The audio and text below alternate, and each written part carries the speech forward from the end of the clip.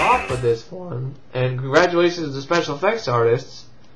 You know, executive produced by Spielberg, Kathleen Kennedy, written by Chris Columbus, directed by Barry Levinson. I've just always liked this film. Yes, it has a cult like Temple of Doom, good hallucination scenes when the food starts to come to life and shit. It was good plot, well done, good casting, and I like the kid who played Sherlock Holmes, who I don't think he did anything else for a while. I don't know if he did anything, but I enjoyed it. I still enjoy this movie. That's why I got it. You know, what would happen if Sherlock Holmes and Dr. Watson had met as schoolboys? Well, the solution is elementary. Nothing but adventure. And that's just what executive producer Steven Spielberg gives us. The special effects spectacular sends a super sleuth on his very first case. When a plague of bizarre, puzzling murders grips young Holmes and his newfound friend Watson, find themselves unwittingly entangled in dark mystery, so the game is afoot. And the budding detective is off an adventure to solve the most amazing case of his most extraordinary career. Reason why I liked this as a kid? I used to read old Sherlock Holmes stories. My grandmother had books, Sherlock Holmes books. I used to read them. So I was like, young Sherlock Holmes. I'm like, I'm young, cool. Watch young Sherlock Holmes. I had a lot of fun with it. I still do. If you haven't seen it, I recommend it because it's a very, very entertaining, fun flick. Period film, but I like it. I like it a lot. It's actually one of my favorite films. Next is a film that, Whodunit. Yes, I know. The movie's called Whodunit. Whodunit. Some cheesy Vestron video release that if I could and the box wasn't so fucked up, I would take it out of this plastic, but it's not.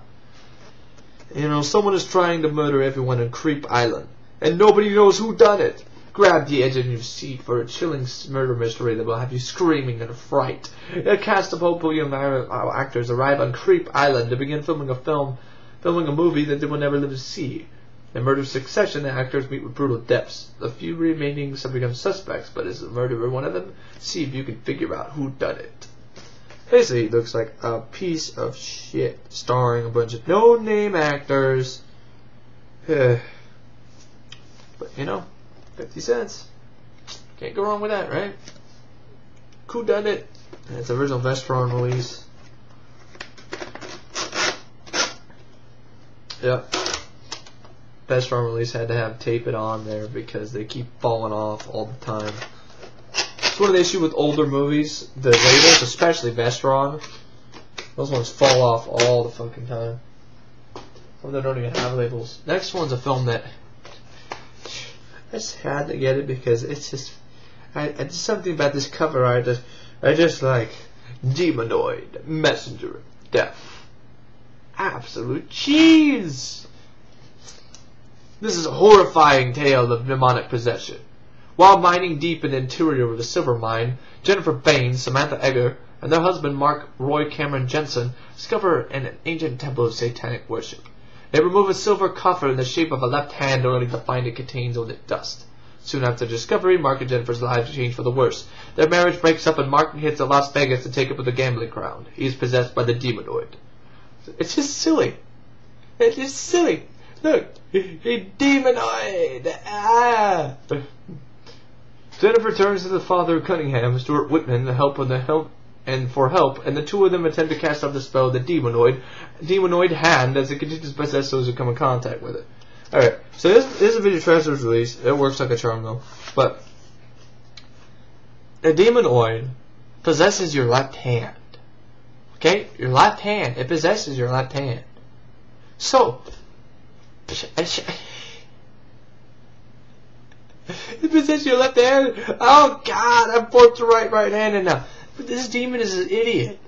Possessing your left hand, that's all it does. Possesses your left hand. And people get killed by strangling themselves. It's classic. One girl gets strangled by her own hand and thrown for a glass table. Gory scene. It's just, you gotta love that exploitation cover art, folks. Look at that. That's totally exploitation. That's like nothing but exploitation. And it's not scary at all. It looks like a Mexican piece of shit. And it is directed by Well, it is produced by... It's a Mexican-produced film, so no wonder it looks like that. Next is a film I've heard about, and I thought it'd be perfect for a double feature of Mute Witness. A film called Hear No Evil, starring Marley Matlin, an actual woman who's actually deaf. D.B. Sweeney and Martin Sheen, and basically, you know, into silence, a killer is waiting. The filmmakers created the experience of deafness for its hearing audience by hiring sound designers to struck a unique blend of sound, silences, and images. Distortion of normal sounds and visuals combined with the threatening ones gives one the sense of panic and disorientation felt by Marley Matlin's character. In this suspense-driven romantic thriller, silence turns to chaos and fear. As Academy Award winner, Best Actress 1987 Marley Matlin is stalked by a killer who knows she cannot hear. Julian Matlin is an athletic trainer who is hearing impaired. He is unaware that her client, John McKinley, has hidden a stolen rare coin in her pager. When his car is blown up, Julian starts to receive terrifying threats and enlists Ryan's friend, D.B. Sweeney, to help track the killer. So basically, you know, heard about it. Let me check it out. Hear No Evil. Next one is a film that made my day, even though I found it at the same time in Demonoid. And even though, yes, it's probably a shitty-ass movie, doesn't change the fact that this movie is extremely hard to find. It's not even on DVD, probably for good reason. But the film I'm talking about is Stan Winston's only other film he's directed, The Adventures of a Gnome named Nora. Yeah, I know. I know. This cop's got a brand new partner and a lot of explaining to do. When an undercover assignment to crack a devious diamond smuggling ring goes wrong, Detective Casey Gallagher, Anthony Michael Hall, has a lot of explaining to do. His only witness is Gnorm, a little bark-wearing, smart-talking gnome with a taste for travel and appetite for cardboard. Casey's boss, Jerry Orbach, wants to fire him. His girlfriend, Claudia Christian, wants to believe him. And Gnorm, well, he just wants to see how far he can go before he drives Casey over the edge. And now these two are hot on the trail of crooks and about to become law enforcement's most hilarious odd couple. Polygram video, directed by Stan Winston, effects by a studio, but this idea just sounds silly.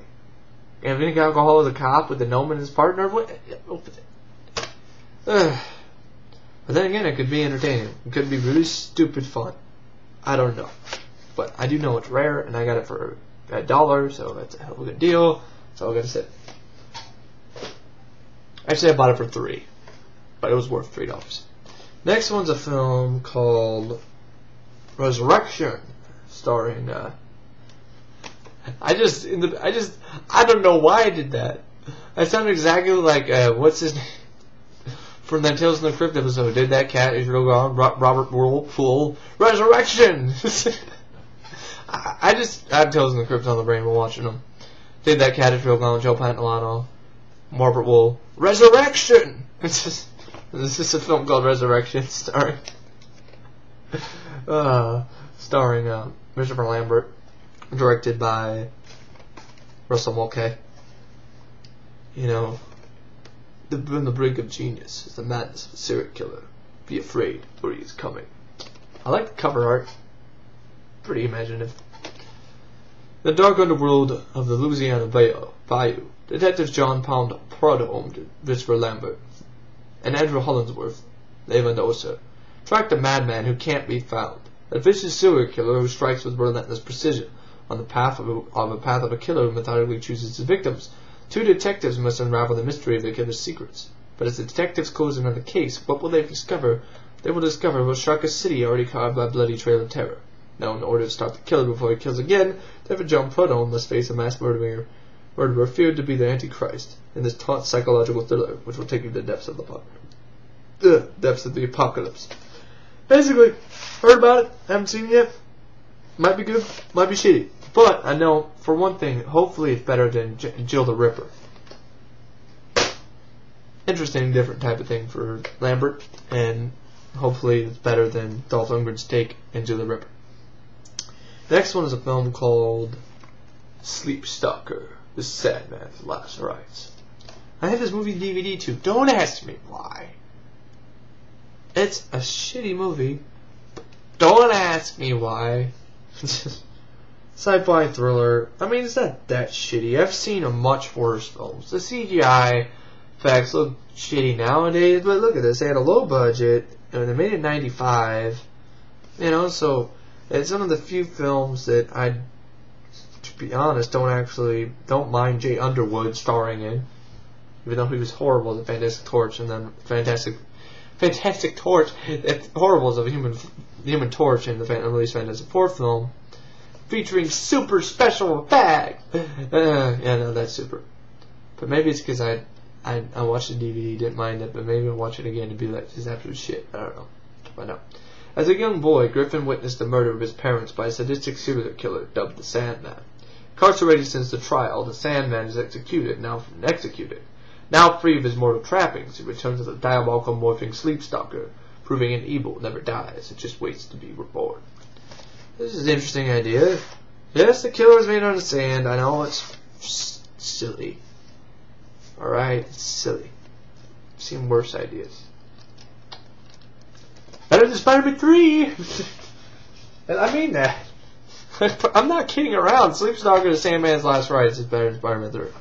Next one is a film that would probably be fun if I had a better budget, but since it doesn't, it's a piece of shit, but it's not as bad as Steven Seagal's piece of shit with the same name. And that film I'm talking about